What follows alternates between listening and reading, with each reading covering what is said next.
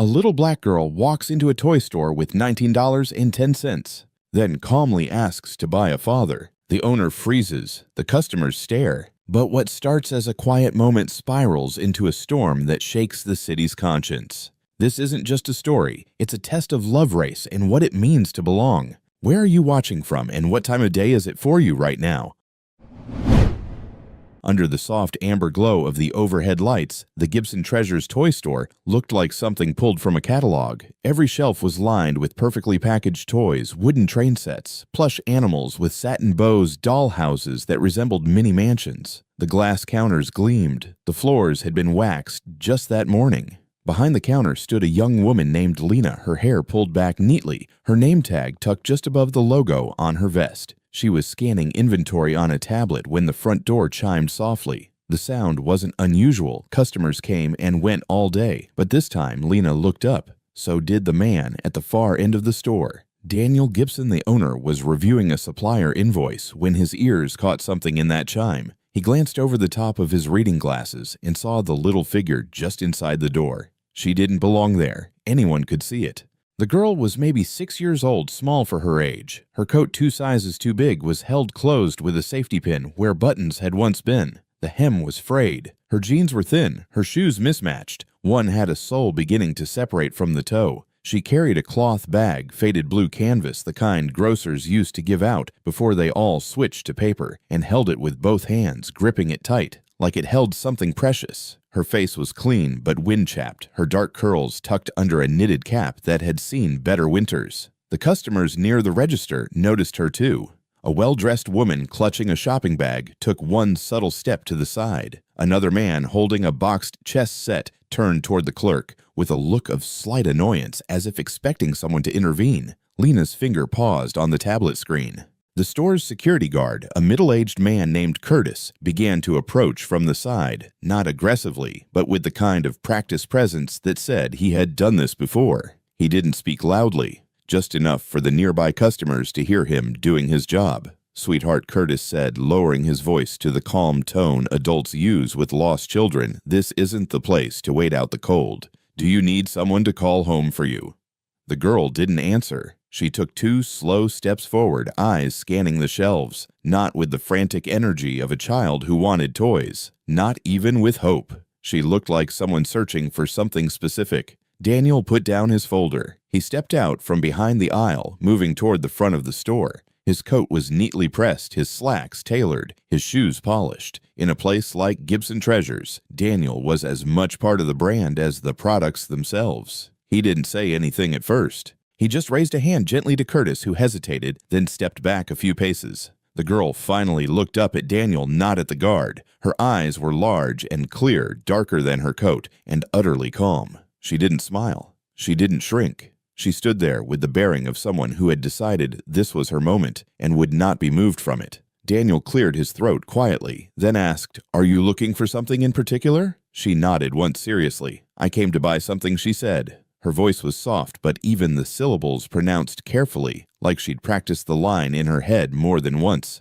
Lena straightened behind the counter. Her gaze shifted from the girl to Daniel, then back. She didn't speak, but her face changed. There was something in her eyes now, an understanding that didn't come from sympathy alone. Recognition, as if she too had once stood in a place she wasn't expected to be asking for something that didn't come with a price tag. The girl took another 2 steps forward, her boots squeaking faintly against the polished floor. "I don't want a toy," she said. "I came to buy a person." Daniel blinked, unsure he'd heard correctly. "I'm sorry," he asked, gently crouching a little to lower his eyeline. She opened the blue cloth bag very slowly and began pulling out coins and bills. They were crumpled, stained in some places, and worn smooth in others. Quarters, dimes, nickels, even a few pennies. $2 bills folded down the middle. A single $5 bill so old it looked almost white. When she finished, she pushed the small pile toward the edge of the counter. $19.10, she said. I counted it 3 times. Daniel stood motionless. For a long second, so did everyone else.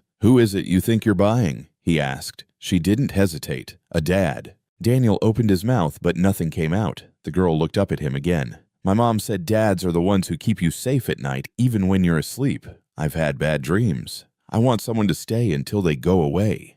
Her expression didn't waver, but Daniel noticed how tightly her fingers still clutched the sides of the bag. Her shoes were wet from melted snow. The tips of her fingers were red from the cold. One of the customers near the window whispered to another. "Should someone call?" Daniel raised his voice slightly, not loud, but clear enough. "It's all right." Curtis looked at him. Lena's hand, resting on the counter, curled into a gentle fist. Daniel took a slow breath. He looked at the pile of money, then at the girl. "What's your name?" he asked. She answered immediately, Joy. He nodded. "That's a good name." She didn't smile. She simply waited. He thought of all the ways this could go wrong, the ways it already looked wrong. But there was something about the stillness in her, the absence of fear, the quiet certainty that she belonged in front of him in this moment, not because she was entitled, but because she had earned her place by sheer will alone. Under the warm lights of Gibson Treasures, Daniel stood motionless for a moment, as if the world had paused around him. He stared at the coins and bills spread out like a map of someone's survival. The girl Joy remained steady, her hands pressed flat against the counter, as if holding down not just the money, but the weight of her entire life. The way she stood small but unshaken stirred something in Daniel that he hadn't felt in years. Not pity, but a kind of deep, unsettling respect. He had seen desperation before in the eyes of employees asking for time off, in the silent stares of homeless men by the parking garage, but none of it had ever looked quite like this. Joy didn't beg. She didn't plead. She offered a transaction with all the quiet dignity of someone who knew exactly what she was trading and what she hoped to get in return. "I want someone who stays." She repeated, her voice low but even. Daniel opened his mouth, then closed it again. He looked down at the $19.10. Quarters stacked in uneven piles, a $5 bill folded twice, dimes and nickels scattered like breadcrumbs. The bills were worn, the coins dull, some of them sticky, and all of them carried the unspoken truth that they had been earned one at a time. It was not the kind of money that came from a forgotten wallet or a generous tip. This was the currency of sacrifice. He reached out not to touch the money, but to steady himself on the edge of the counter. "I don't think anyone's ever said something like that to me before." Daniel murmured more to himself than to her. Joy didn't blink. "That's okay. I practiced." That made him smile, or at least try to.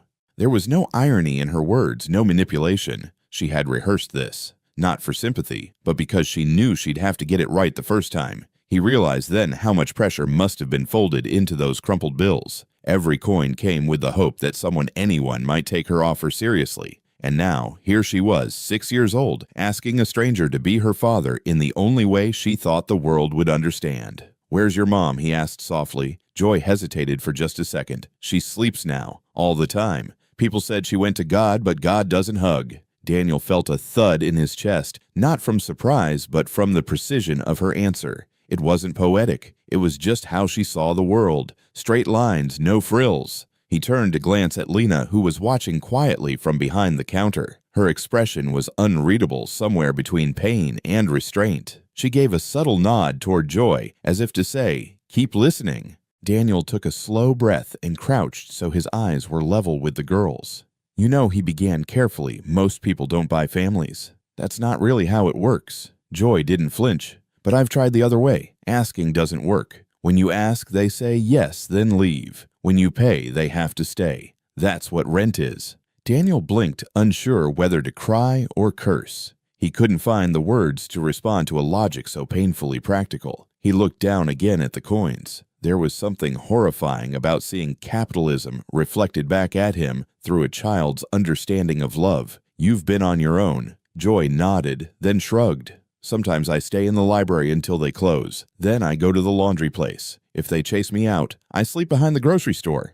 But I always keep the money close." He looked at her again, at her too thin coat and bruised knuckles, at the scuffed shoes, and how tightly she gripped the bag even now. He thought of the luxury shelves behind him, filled with overpriced toys no one really needed. He thought of the families that came in, smiling, browsing, complaining about minor inconveniences, while this child had been piecing together a father from spare change and borrowed hope. He stood up slowly and reached behind the counter. He pulled out a doll, a soft-bodied thing in a pink box priced higher than the money on the counter. He set it gently beside the coins. "This is for you," he said. "You don't have to buy anything today. You can just have it." Joy looked at the doll, then back at him. She didn't smile. Instead, she stepped back just slightly, like she needed to maintain the line between generosity and dignity. "I didn't come for toys," she said quietly. "I came for someone who doesn't leave when I fall asleep." Daniel's hand froze halfway toward the box. He hadn't expected that. He looked down at the doll, then up again, and in that moment, he realized something critical. This girl didn't want things. She wanted presence. She wanted permanence. And Daniel had spent his whole life avoiding that very thing. Behind them, a customer whispered to another, "Is she lost or just causing a scene?" Daniel didn't even look their way. Instead, he turned to Lena, who had stepped closer now. Her voice was low but steady. "She's smart," Lena said, "but it's the kind of smart that happens when you've been left behind too many times." Daniel gave her a brief look of acknowledgement. He didn't need her to explain further. He could see it now, the kind of intelligence born not from schooling, but from surviving. The kind that made children grow up faster than they should. Joy watched both of them, her expression unreadable but alert. She was used to people talking around her, not to her. Daniel cleared his throat. "Joy, you said you have $19.10. She nodded. "Yes, I counted it 3 times. Twice with my fingers, once with a lady at the shelter. She said it was enough for something important if I spent it right." Daniel leaned on the counter again, no longer trying to manage the situation, but simply trying to understand it. He felt the room shift around him. The customers faded, the noise softened. It was just him and Joy, and the cold truth sitting between them. "Has anyone ever taken your money before?" he asked. Joy tilted her head. "Once. I was hungry, so I gave a man $5 to bring back food. He didn't come back. That's when I stopped trusting asking." Daniel closed his eyes briefly. He had spent his life building trust with business partners, clients, investors. He had contracts and clauses and lawyers. This little girl had none of that. All she had was a blue bag and a belief that money meant someone might finally stay. He straightened up and gestured gently toward a small office at the back of the store. "Would you like to sit down? Maybe have a snack?" Joy hesitated, then nodded. Lena opened the office door without a word. Inside, the lighting was softer. There was a small couch, a desk, a mini fridge. Daniel walked over, retrieved a granola bar and a bottle of water, and handed them to Joy. She took them, politely unwrapped the bar, and began to eat in small, careful bites. Daniel sat across from her, watching her chew slowly, as if savoring the fact that no one was rushing her. Her shoulders relaxed just a little, but her eyes stayed sharp. "What would you do," he asked gently, "if I said I couldn't be the person you're looking for?" Joy looked at him, then folded the wrapper carefully before speaking. "I'd go to the next store, or maybe try again next week. I don't give up, but I'd remember you."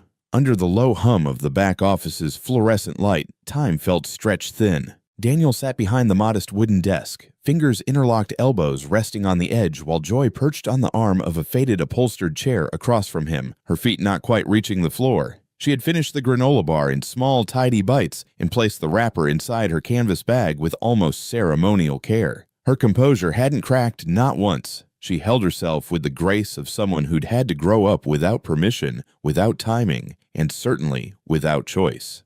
Daniel watched her in silence for a moment, measuring the quiet between them, feeling it fill with something heavier than uncertainty. There was no doubt anymore that this wasn't just a strange visit from a precocious child. This was a turning point for both of them, whether he had invited it or not. He reached slowly into the bottom drawer of the desk and pulled out a notepad, the kind he used to write checks or jot quotes. The pages were thick, cream-colored, slightly curled at the edges from disuse. He took a pen from the stand, blue ink, smooth flow, nothing fancy, and held it for a second, staring at the blank sheet. He could still walk away, still call a caseworker or a shelter, still do what anyone else would consider the reasonable, responsible thing. But he couldn't shake the image of her standing at his counter, offering him every cent she had, not with trembling hands, not with tears, but with conviction. She had come looking for a father, not a handout, and she had done it with more dignity than many adults he'd met in boardrooms. There was no ethical policy or company guideline for what came next. Just a feeling in his chest that if he turned away now, he would carry that failure with him for the rest of his life. He lowered the pen to the paper and began to write. The words didn't come fast. He had to think about every one. Not because he wanted to make it sound official, but because he wanted it to matter. Joy watched him, her hands resting calmly in her lap, though her fingers occasionally rubbed against each other, betraying some tension beneath her stillness. He could feel her eyes on him, studying, waiting, not demanding, but hoping. I, Daniel Gibson, he wrote, slowly accept the offer of $19.10 paid in full by Miss Joy Barnes as a solemn agreement that I will act in the role of her father for as long as she shall need, in ways both tangible and intangible, until the end of my life or hers. He paused, considered it, then added one more line. And in honor of her courage, I record her name as Joy Brave. He signed the bottom, slid the paper toward her without fanfare. She didn't snatch it or examine it immediately. She let it sit there for a moment, as if needing to confirm that it wouldn't disappear when she blinked. Then with both hands, she picked it up and looked it over with a level of seriousness that exceeded her age. She didn't smile, not yet. Instead, she folded the paper in two, then in two again, and slipped it carefully into the inside pocket of her coat, next to the blue bag of coins. Only after that did she speak. People break promises, she said quietly, even ones they write down. Daniel nodded. They do. But not this time. She looked up at him for a long moment. How do I know his answer was simple? Because I wrote it with both hands and all my heart. That was when she smiled. It wasn't broad. It didn't light up the room. But it was real. Her lips curved, her cheeks lifted, and her eyes, for the first time since she walked through that door, softened into something close to ease. Daniel leaned back slightly, the weight on his chest loosening. He extended a hand across the desk, palm open. She looked at it. Then she stood, reached forward, and placed her much smaller hand into his. It was not a handshake of ceremony. It was not the kind you'd offer at the end of a business deal. It was soft, slow, and still. Her fingers barely wrapped around his, but the grip had intent. The kind of touch that said, I trust you for now. Please don't ruin that. He held her hand a beat longer, then gently let go. In that moment, Lena stepped in. She had been standing just beyond the half-closed door, not eavesdropping, but not quite uninvolved either. Her eyes glistened when she looked at them. We'll need a copy of that, she said softly, trying to lighten the moment without cheapening it. For the history books. Daniel chuckled under his breath and gestured toward the small printer on the corner shelf.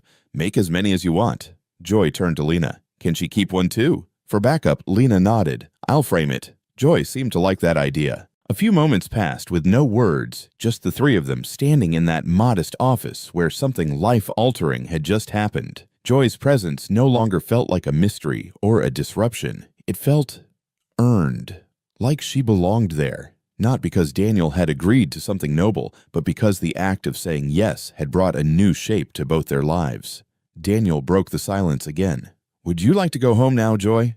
She looked at him, eyes calm, voice steady. Where's home? Daniel hesitated. Wherever you are. And I am. We'll figure the rest out together. She nodded. Okay. But I still keep my bag. Of course. And my money. Daniel smiled. Every cent. Consider it your emergency fund. She looked satisfied with that arrangement. They left the office together, Joy's small hand wrapped loosely around the handle of her bag, the paper folded close to her chest. As they walked through the main floor of the store, a few customers still lingered, unaware that the world had just shifted in a quiet room down the hall. No announcements had been made, no grand gestures, just a paper, a signature, and a promise. But for Joy, it was everything. And for Daniel, it was the beginning of something he never saw coming, but now could no longer imagine walking away from. Under the gray light of early evening, the drive to Daniel's apartment was quiet. Joy sat in the passenger seat with her bag clutched tightly to her chest, not asleep, not fully relaxed either, just alert, watching the city pass in silence through the window. Daniel drove slower than usual, hands steady on the wheel, occasionally glancing over at her without making it obvious. He wasn't used to sharing his space with anyone, let alone a child who had essentially hired him to be her father. But tonight, the silence didn't feel awkward. It felt like both of them were adjusting to something new, something fragile that needed space to breathe before it could grow. When they arrived, Daniel parked in the underground garage, an automatic courtesy more than a necessity. He led her to the elevator, tapping the button with a little more intention than usual. Joy followed without question, her feet making soft taps against the concrete floor, echoing gently in the enclosed space. In the elevator, she glanced up at him once, as if trying to read him, but didn't speak.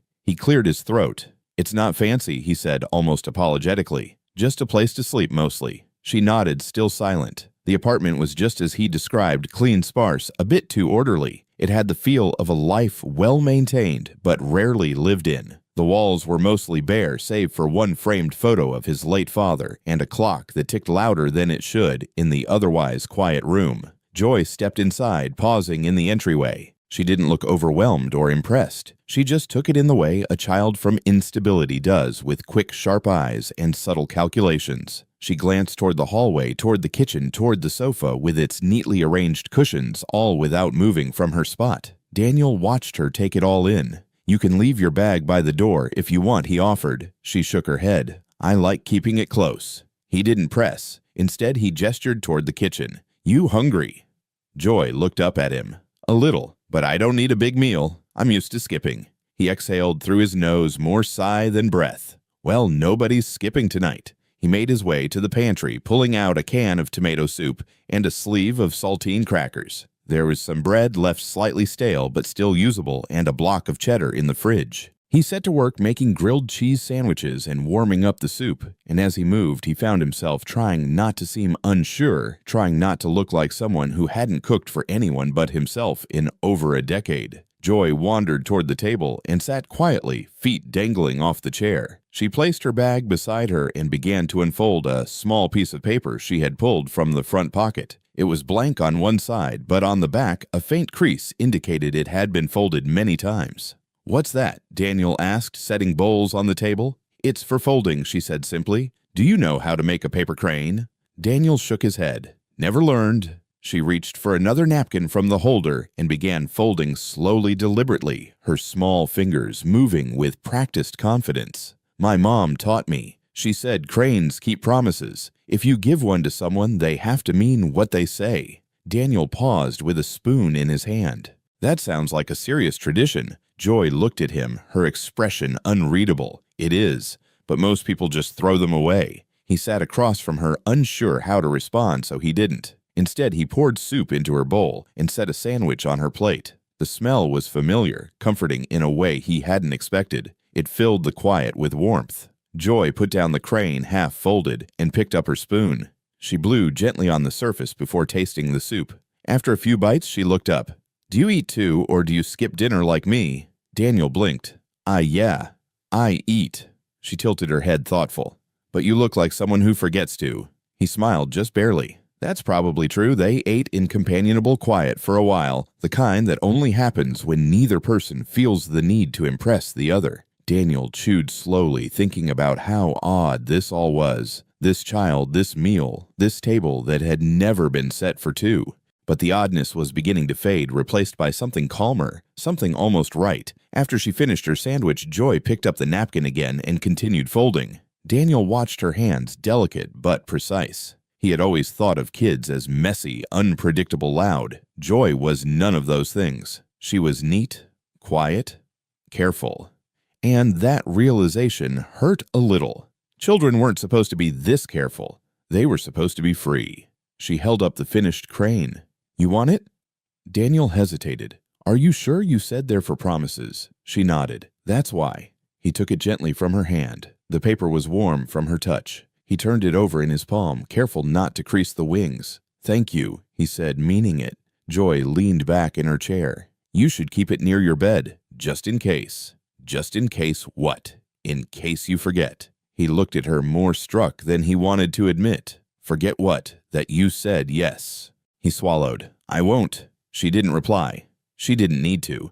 The paper crane was already doing the talking. Later, Daniel showed her the guest room. It was clean, but impersonal, extra blankets folded at the foot of the bed, an old desk pushed against the far wall. He opened the closet to show her the hangers, though she had no clothes to hang. He turned to ask if she needed anything, but Joy was already walking the perimeter of the room, lightly touching the edges of the furniture, as if taking inventory. "You can change anything you like," he said. "Paint, posters, whatever."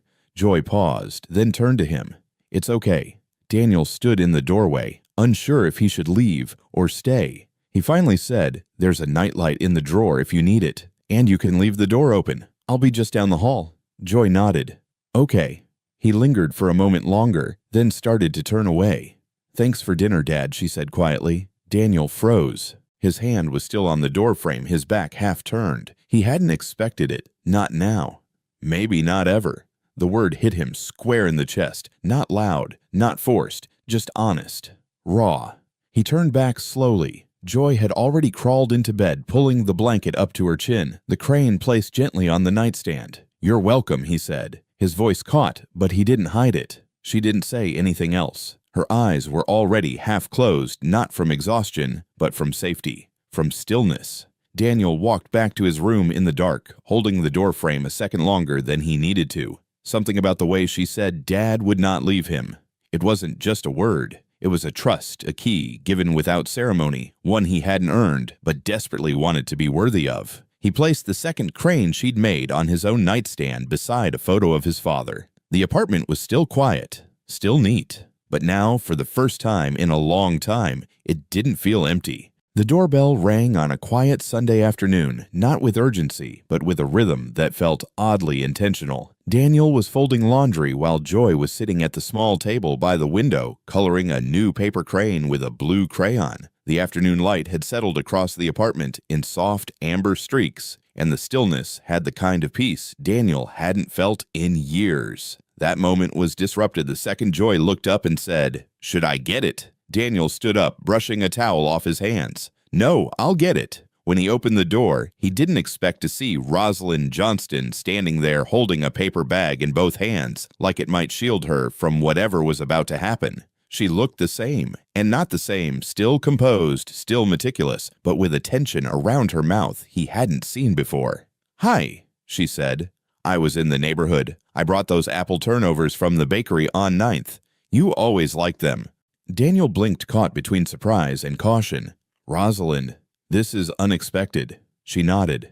"I figured. May I come in?" Joy had stepped out from the hallway, sensing something unfamiliar. She stood at a distance, watching. Rosalind's eyes caught the movement, and her expression changed just slightly. Her gaze fixed on Joy, who stared back without fear or welcome.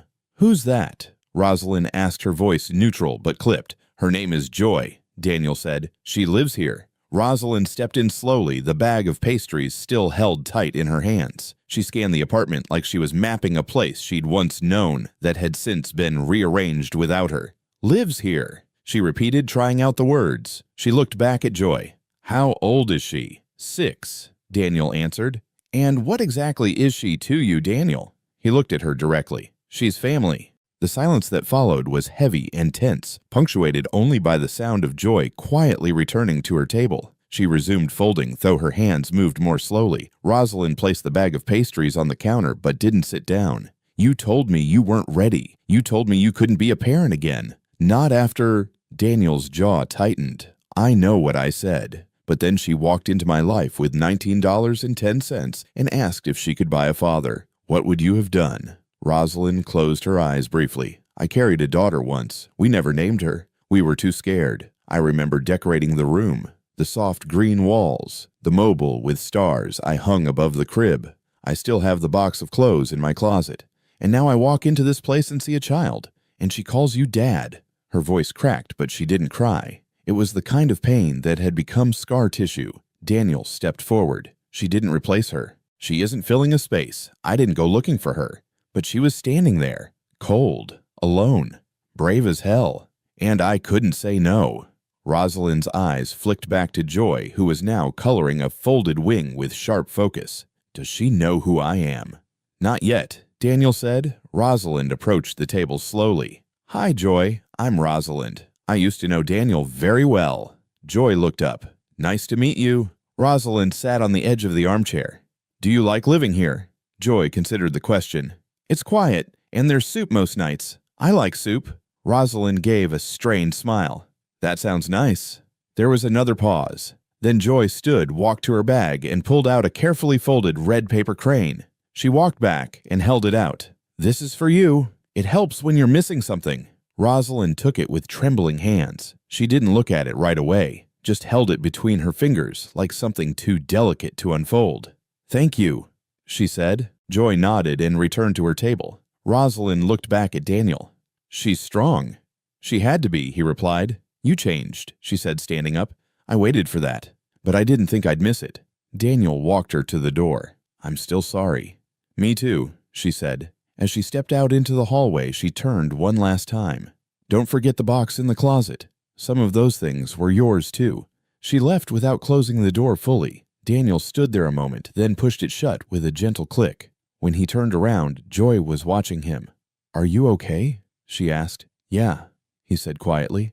"I think we both will be." She picked up another paper and started folding again. Daniel didn't stop her. He just sat beside her at the table, and for a while they folded in silence, together. The morning light was thin and quiet when Daniel stepped out of the apartment building in a navy blazer he hadn't worn in nearly a year. Joy had helped him brush lint from the shoulders, her small fingers patting gently against the fabric with the care of someone who understood that something important was happening. He hadn't told her where he was going, only that he had a meeting with people from his past. She had handed him a small folded crane before he left, just in case they forget to listen, she said. By the time he reached the tall glass building downtown, the sun was a little higher, but still gentle, the streets not yet busy. He took the elevator to the 22nd floor, where the office of Whitmore Strategies looked exactly the same, as he remembered: high ceilings, clean lines, polished steel and wood, a place that had always felt too expensive to truly breathe in.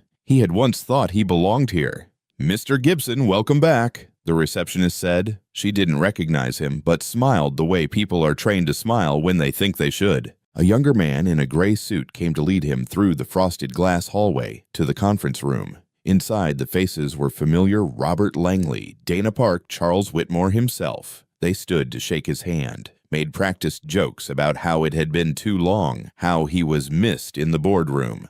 "Let's get started," Whitmore said after the pleasantries. "We brought you in today to talk about opportunity, real opportunity." They presented a polished plan for Gibson Treasure's expansion across state lines, luxury rebranding, a nostalgic but upscale twist that would appeal to affluent suburban parents. They spoke in terms of markets, growth models, and brand alignment, and Daniel listened politely, nodding at the appropriate moments until the tone of the room shifted. "One thing we want to discuss," Langley began, clearing his throat, "is narrative consistency." "Meaning?" Daniel asked. "Meaning," Dana added with a rehearsed softness, "that your current personal image, or rather your visible involvement with a young child of color, might complicate the branding story." Daniel didn't react outwardly. He simply blinked once and leaned back in his chair. Whitmore chimed in.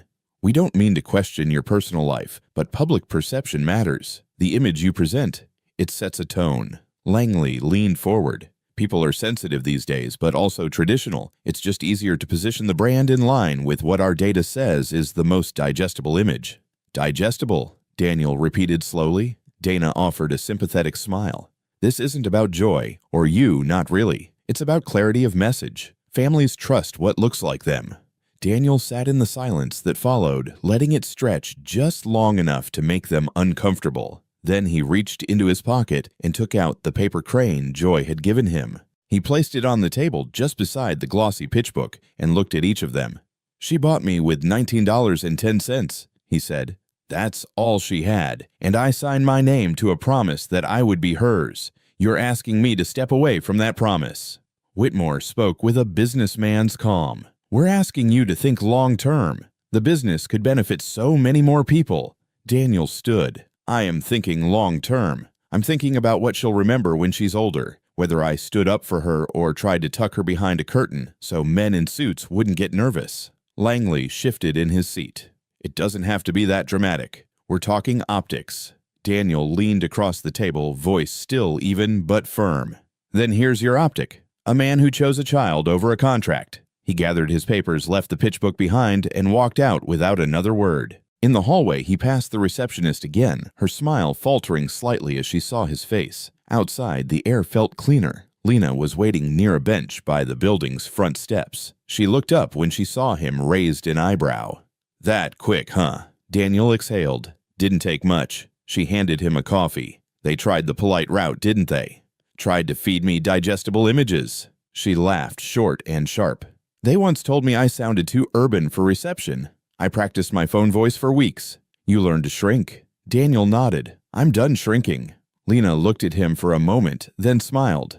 "Good. Joy doesn't seem like the kind of kid who follows small people." They stood there a moment longer. Then Daniel pulled the paper crane from his pocket again and looked at it in the sunlight. "Still think this was worth more than any contract they could write." Lena clinked her coffee cup against his.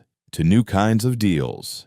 And with that, they headed back downtown toward a small apartment where soup simmered and a girl waited to ask how it all went, even though deep down she already knew. The light inside Gibson Treasures that evening felt warmer than usual, maybe because it was the first time in years Daniel had truly looked forward to going home. Joy had spent the afternoon folding paper cranes again, covering the counter with a rainbow flock that seemed to hold the quiet promise of something unbroken. She hummed softly while she worked, legs swinging off the high stool head slightly tilted as she folded each one with careful fingers and a furrowed brow. Daniel was slicing vegetables in the tiny kitchen tucked behind the workshop when he glanced over and said, "We're going to need a bigger shelf for all those soon." Joy didn't look up. "They're not for keeping," she said simply. "They're promises. One for each day I get to stay."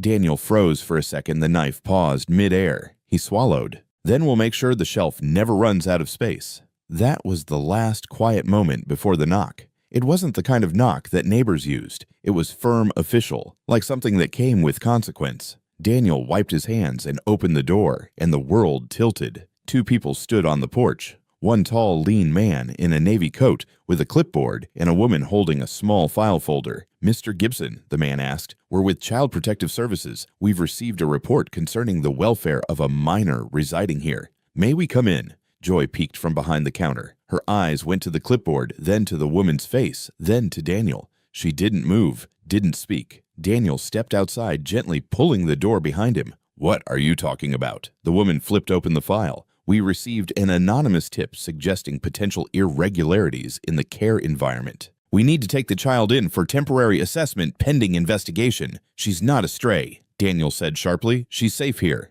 "That may be," the man said with a softened tone, "but we're obligated to proceed." Back inside, Joy had stood up. Her small hands were clasped tight in front of her thumbs, rubbing nervously against each other. She looked at Daniel, then at the door, and then stepped forward with a calmness that didn't belong on a 6-year-old's shoulders. "I should pack my bag," she said quietly. Daniel opened the door, startled. "Joy." She walked past him, her footsteps soft but certain. "It's okay. I'll just go for a while. But I want to take my crane." She picked the oldest crane, the first one she had folded with Daniel, and tucked it into her coat pocket. Daniel crouched, hands, trembling eyes, stinging. "Joy, you don't have to do this. I'll talk to them. I'll fix it." She placed a hand on his cheek, small and warm. "Don't chase me, okay? But if I get to come back, will you be here?" His throat tightened. He nodded. "I'll be right here." She stepped outside and took the woman's hand without a word. Daniel didn't move. He watched as the car doors closed, the engine started, and the world felt quieter than it should have. Lena arrived less than 10 minutes later. She saw the front door ajar, the flicker of the television still playing cartoons that no one was watching, and Daniel sitting on the floor, arms wrapped around his knees, rocking slightly. She said nothing, just stepped in, closed the door, and sat beside him. Later that night, in another part of town, Rosalind sat alone in her home office. Her laptop was open, but she wasn't typing. Instead, she held a printed email in her hands. At the top was the subject line, "Re-concerns about minor immediate action taken." She read the reply again. "Thank you for the detailed description. The department has initiated contact with the subject. Your discretion is appreciated." She pressed the paper to her chest and exhaled shakily. She hadn't meant for this to happen. When she'd spoken to Gerald Daniels' former business partner, she had only vented. She didn't know he would file a formal complaint. Didn't think he'd twist her words into a weapon. On her desk sat an old photo frame turned face down. She reached for it, paused, then flipped it. Inside was the black and white sonogram of a baby girl never named, lost to time, grief, and silence. Her hands trembled as she touched the glass. "I thought I was protecting what we lost," she whispered into the empty room, "but I might have destroyed what he finally found." Back at Gibson Treasures, Daniel stood alone in the darkened store, the shelves casting long shadows on the floor. He walked slowly to the corner Joy had decorated, now bare. One crane had fallen. He bent to pick it up, fingers brushing the paper wings. It was the one she'd folded for his birthday with "Happy You Day" written in smudged marker. His hands shook as he held it. Then he looked up, clenched his jaw, and whispered, "I'm not letting this be the end." The next morning would come, and with it a different kind of knock, one he would make himself, door to door, person to person, asking for the voices of those who had seen Joy, known her, and knew what kind of father he had tried to become. But tonight he let the stillness sit, not as surrender but as a vow. If she ever comes back, I'll still be here. The days after Joy was taken felt like they existed outside of time. Daniel moved through them with a kind of steady silence that was harder than rage, heavier than grief. He cleaned the store twice each day, dusting shelves no one had touched, straightening displays that didn't need straightening. Every morning he opened on time, though his eyes betrayed he hadn't slept, and every evening he waited at the door for a knock that never came. Gibson Treasures had always been quiet, but now it echoed. The only sound was the wind chime Joy had made, fashioned out of spoons and fishing wire hanging on the front door. It clinked gently when customers came in, though fewer did now. Word had spread about what happened, not in the scandalous way rumors often bloom, but in whispers of injustice passed between regulars murmured over morning coffees and grocery store aisles. People noticed the absence, and then they started showing up not to buy, but to speak. The first was Mr. Brooks, the mailman, who brought a letter instead of the usual parcel. "I've seen that child skip to your shop every morning, rain or sun. She calls you Dad like she means it. Thought you should have this." Inside was a handwritten note attesting to Daniel's daily care, how he watched Joy cross the street, made sure she wore a scarf in winter, how he never once left her side in the park. Then came Lena. She brought a folder of photos ones she had taken on her phone when Joy wasn't looking. Joy reading a picture book to a stuffed giraffe. Joy coloring at the shop counter. Joy hugging Daniel with the kind of smile that only children who feel safe ever wear. "You need evidence," she said. "Here's love in high resolution." Daniel gathered it all, and with Lena's help, he started something bigger. They drafted a letter to the court asking for reconsideration, but they knew one voice wouldn't be enough. So they knocked on doors, spoke at church gatherings, talked to the owners of the barbershop, the daycare, the diner down the street. One by one, neighbors wrote letters, not grand or flowery, just true. One woman wrote, "I heard Joy humming once. I hadn't heard music like that in my home since my daughter left for college." A grocery clerk said, "He buys peanut butter and jelly twice a week. I asked him once, why not just get the big jar? He said it's because Joy likes helping make the sandwich and the small jars are easier for her hands." The pile grew. Dozens of signatures, dozens of small testaments to a bond no law had yet acknowledged, but no heart could deny. Then came the court summons. A preliminary hearing to review Daniel's petition for formal guardianship, filed with the help of a volunteer attorney Lena had contacted through a family advocacy group. It wasn't a custody trial, it was just a step. But for Daniel, it was everything. The courtroom was small, almost intimate. Daniel wore his best jacket. His hands trembled only once when he reached into his coat and pulled out the creased receipt Joy had signed with a crayon, $19.10, for one real dad. He placed it on the table beside the stack of letters. The judge reviewed the documents silently. The opposing seat was occupied by a temporary guardian appointed to Joy's case, a calm woman in her 50s with tired eyes, but a kind voice. She had spent 2 sessions with Joy and brought her own report. She calls him her father, she said, and she does not appear to use the term lightly. The judge nodded, then asked Daniel if he wished to speak. "I don't have a degree in child psychology," Daniel began slowly. "I don't have paperwork that says I'm a parent. What I do have is this little piece of paper and every moment it represents. She trusted me, and I promised I would stay." He paused. "If the law says that's not enough, I understand. But I couldn't live with myself if I didn't try." There was quiet in the room, not the kind born of discomfort, but the kind that listens. Then the door opened. Rosalind entered breathless, holding a brown envelope.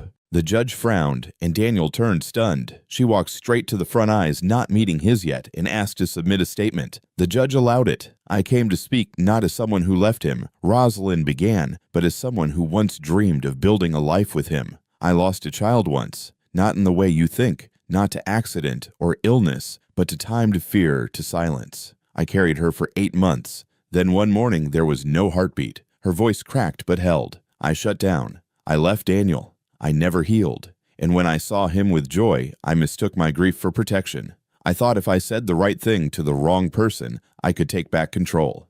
But I was wrong. I didn't intend to harm Joy, but I see now that I helped someone else do it." She walked to the bench, handed the judge a folder. Inside was a sworn affidavit, photos of Daniel and Joy she'd quietly taken, and a copy of an email from Daniel's former partner confirming the anonymous report came from him. The courtroom was still. Daniel looked at her pain flickering behind his eyes. She met his gaze and said, "I lost mine. I couldn't keep her, but I won't help you lose yours." The judge didn't rule that day, but he did something better. He postponed the final decision to allow more evidence and assigned a formal caseworker to complete a full family assessment. He said the court took the community's testimony seriously and recognized the unique circumstances. Joy would remain in temporary care for now, but not indefinitely. Outside the courthouse, Daniel stood in the cold, the paper crane Joy had folded for him in his pocket, the receipt in his hand, and the quiet strength of dozens of strangers behind him. The battle wasn't over, but for the first time since she was taken, Daniel believed he had a fighting chance. He whispered to himself, "I'll be here when she comes home." The morning started like any other in Gibson Treasures. The front door creaked just slightly as Daniel unlocked it, letting in a draft of early spring air that still carried a chill. The smell of wood polish lingered faintly as he moved from shelf to shelf, adjusting a row of vintage tin trucks, straightening the tag on an old teddy bear with one ear missing. Every motion was quiet, measured. The radio played softly in the background, a slow piano tune, but he hardly noticed. Daniel had done this for weeks now. It was the routine that kept his body moving when his mind felt too still. The space looked the same, but the energy had shifted. It no longer felt like waiting. It felt like hoping against reason. He stood by the window with a coffee that had already gone cold, gazing at the empty street beyond. The crane Joy had made still hung on the lamp above the counter, twirling ever so slightly whenever the heater kicked in. The receipt she'd signed, $19.10 for one real dad, was framed now right beside the register, nestled between two paper snowflakes Joy had cut with blunt scissors. He touched the glass frame gently with two fingers and whispered, "Still here, sweetheart." It happened quietly. No warning, no phone call. Just the slow pull of tires on pavement and the metallic click of a car door shutting. Daniel didn't turn right away. He didn't want to hope. But then the wind chime on the front door tinkled, not from a customer walking in, but from the sudden gust that always came when the door opened. His heart didn't race. It held its breath. Out of the corner of his eye, he saw her, standing on the sidewalk in a coat 2 sizes too big, with her hair tied in the same uneven pigtails he used to fix each morning. Joy. She wasn't smiling. She wasn't crying either. She looked older somehow, even if it had only been a few weeks. The caseworker beside her nodded to Daniel gently, but stayed back, giving them space. Joy walked slowly toward the door, one hand inside her coat pocket, the other clutching something flat and rectangular. Daniel didn't move. His breath lodged in his chest, and every second stretched long. The bell jingled again as she pushed the door open and stepped inside. She looked around the store like someone returning to a dream, everything familiar, but faint. Her eyes stopped at the framed receipt. Then she looked up at Daniel, who had knelt without realizing it. He couldn't speak. His throat was tight with everything he'd held in worry, guilt, fear, hope. Joy took the folded paper from her hand and held it out. It was wrinkled, clearly carried around for days, edges curled from handling. "Beau Dieu, loi roi," she whispered. Her voice was clear but soft, like she didn't want to make the moment louder than it needed to be. Daniel reached out his hand, trembling, and took the paper. He didn't unfold it yet. He just looked at her, memorizing every inch of her small face. Then gently, he opened his arms. She didn't run. She stepped forward and leaned into him, wrapping her arms around his neck like she'd never left. He wrapped both arms around her, holding her as if he needed to be sure she was real. His eyes squeezed shut, and so did hers. The caseworker quietly stepped back out onto the sidewalk and pulled the door closed behind her. Time slowed. The store, once hollow, breathed again. After what felt like minutes but could have been seconds, Joy pulled back just enough to reach into her other pocket. She handed him a new paper crane. This one was green, her favorite color. "The old one's tired," she said. "This one is for the next promise." Daniel smiled with the weight of someone who just remembered how. He took the crane, placed it on the counter beside the first, and stood up still, holding Joy's small hand in his. He didn't ask what had happened during the time apart. Not yet. He didn't need to know every detail right now. What mattered was the warmth in his hand and the weight of her fingers clutching his tightly. Joy looked around and noticed some of her old drawings still taped behind the counter. "You didn't throw them away?" "Never," Daniel said. They sat at the shop's back table later that afternoon, eating peanut butter and jelly sandwiches just like they used to. Joy took small bites and watched him like she was waiting for him to disappear. But he didn't. He was steady, and she relaxed inch by inch until her feet swung from the chair and her cheeks filled with sandwich. "I dreamed about you," she said suddenly. "I hoped you would," Daniel replied. "You were wearing your brown coat, and you made the heater work even when the power went out. You told me to hold on tight and not to worry." He nodded. "That sounds like something I'd say." Joy tilted her head. "I didn't cry when they took me, but I cried when I remembered I left the giraffe on the counter. It's still there," Daniel said, "and it's been watching the door every day." She gave a small laugh, then whispered, "It said you'd come."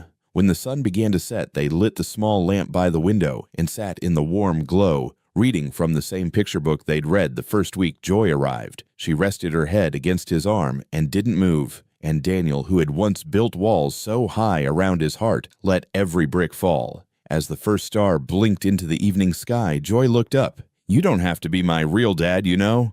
Daniel turned to her. "Why's that?" "Because you're already my forever one."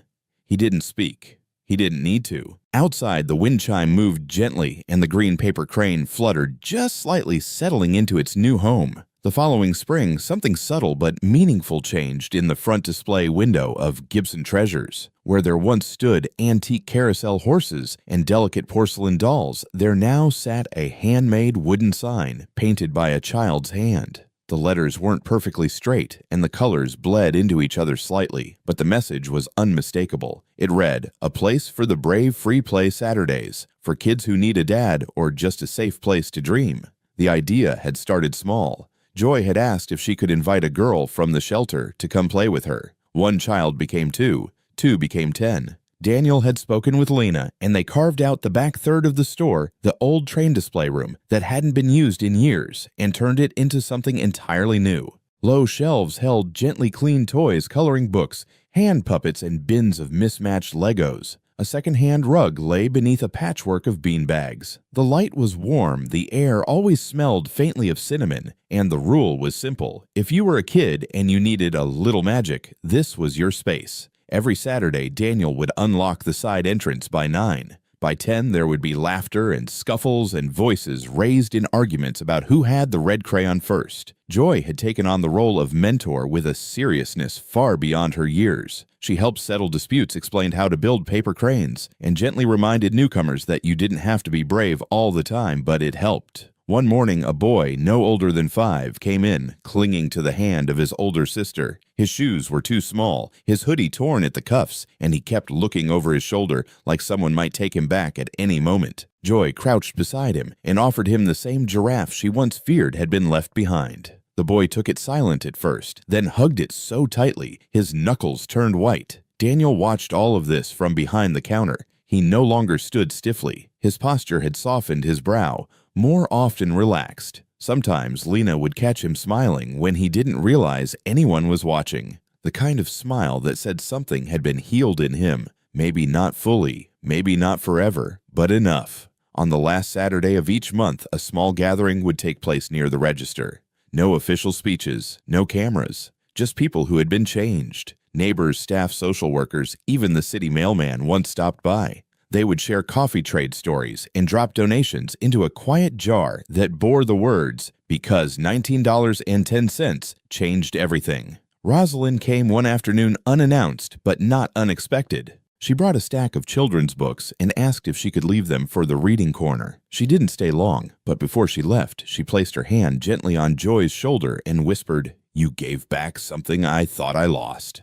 Joy didn't say anything, but she hugged her. Outside, a light rain began to fall, dotting the windows with beads of silver. Joy watched it for a moment, then turned back to a little boy struggling to fit puzzle pieces together. "You've almost got it," she said. "Almost doesn't count," he muttered. Joy smiled. "That's what I used to think. Then I met someone who made almost into always." He looked up.